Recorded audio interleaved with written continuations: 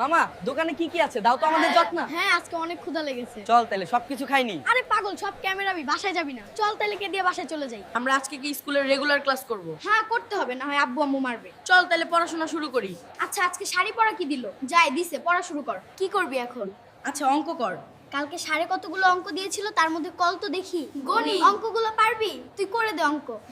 a + b² = কত? আচ্ছা অঙ্ক কর। ওই সূত্র তুই জানোস না? আমি পারবো, বলি। a² + 2ab + b²।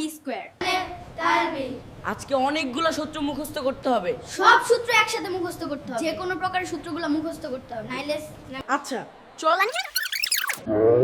সবকিছু নিয়ে চল। মামা দোকানে কি কি আছে দাও তো আমাদের জট না। হ্যাঁ আজকে অনেক ক্ষুধা লেগেছে। চল তাহলে সবকিছু খাইনি। আরে পাগল, সব ক্যামেরাবি, বাসায় যাবি না? চল তাহলে কে দিয়ে বাসায় চলে যাই। কি রে, আজকের পরীক্ষা কেমন হল?